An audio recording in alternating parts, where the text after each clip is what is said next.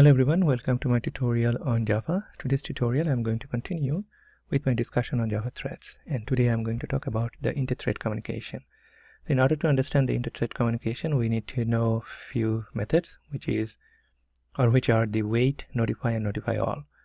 So what is wait? It tells the calling thread to give up the lock and go to sleep until some other thread enters the same monitor and calls notify. On the other hand, notify, it wakes up one single thread that called wait on the same object. It should be noted that calling notify does not actually give up a lock on a resource. And then we have the notify all. It wakes up all the threads that called wait on the same object. So let's get into some coding and things will be more clear. Here you can see that I have a customer class and it has the initial amount of 10,000 which is initialized, and I have two synchronized methods over here. One is the withdraw and the other one is the deposit. In the withdraw method, we are seeing that if the amount that is provided in the method is greater than this, then we are calling the wait method. Okay, so again, if this amount, like this amount, is less than this amount, then we are invoking the wait method. And then after that, we are doing what? We are reducing the amount. So this amount equals amount minus this amount, so we are getting the new amount for the customer. Okay, and then there is the deposit method, which is also a synchronized method, and the customer is actually depositing money and it increases the balance, and then we're saying, or we are printing deposit done, and then it invokes the notify. So the two things that we should be careful about, one is the wait and the other one is the notify.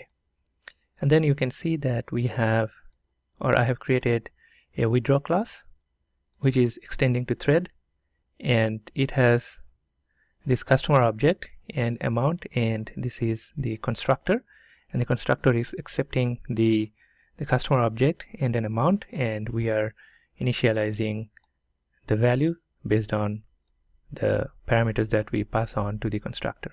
And then we have the run method, because we are extending the thread class, and in the run method we are just invoking the withdraw.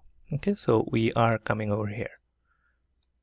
Okay, so that means the customer would like to withdraw some money, and this thread actually is doing this withdraw thread, and it's coming up to this method. Okay, the same way we have defined another thread which is a deposit extending to thread, and the same constructor type, and we are calling, or we are invoking the customer.deposit, and we are passing on this amount. So let's go and see this. Okay, over here. Okay, and then we have what? We have this main method, and in the main method I have instantiated the customer, and then I am withdrawing 15,000 first time, and then I'm depositing 10,000. So the purpose here is that I have a synchronized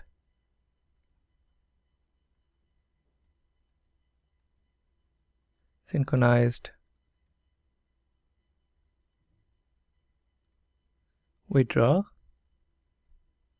and then over here I have wait. Okay, so I'm not writing the whole method over here because it's already written in the code. And then I have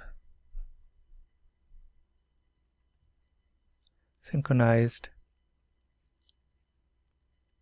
deposit, and I have V, and then I have notify. Okay, and then I have thread,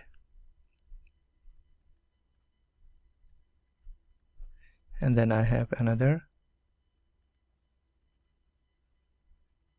deposit. Okay, so whenever I'm invoking this thread, okay, and I'm passing on the value over here, it's coming because the condition was true, as you said, that the customer current deposit is less than the amount the customer would like to withdraw.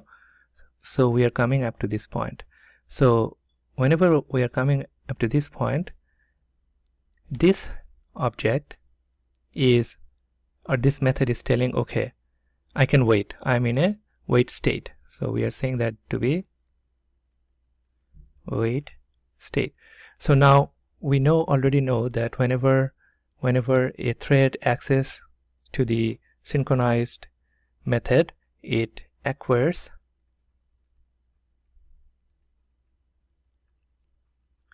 a lock. Okay, it acquires a lock, and no other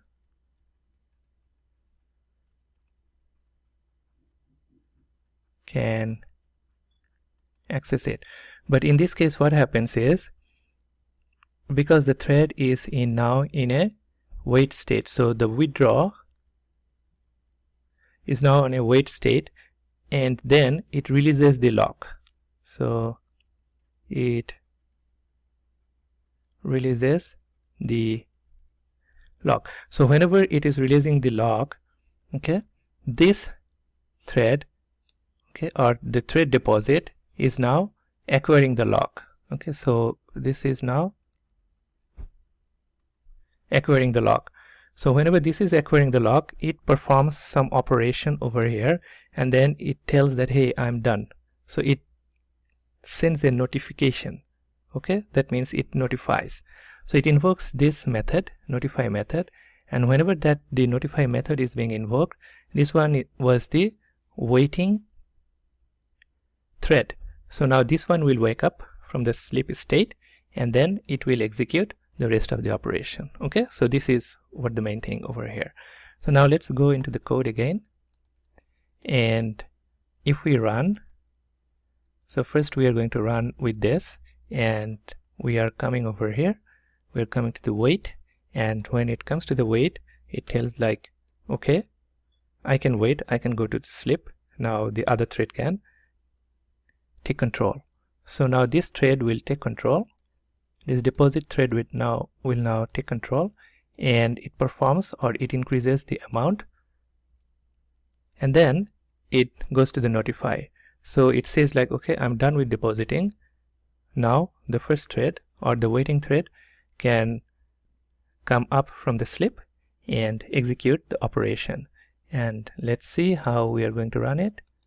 If we are going to run as Java application, and then you can see that we are doing starting withdraw. So it's coming here, it's starting withdraw, and then need more deposit. So because this is true, we are coming over here, need more deposit, and then it come to the wait state. And when it come to the wait state, then this thread comes into existence. So it says like starting deposit, and then it increases the amount. Okay, and then when it is done, it is saying notify, and then when it says the notify, it releases the lock, and again this waiting thread will come up and perform the rest of the operation. Okay, so that's all about the wait and notify. And whenever we are going to use the notify all, it keeps on, or it sends the notification to all of the threads that are waiting. Okay, so that's all about the wait, notify, and notify all. Thank you.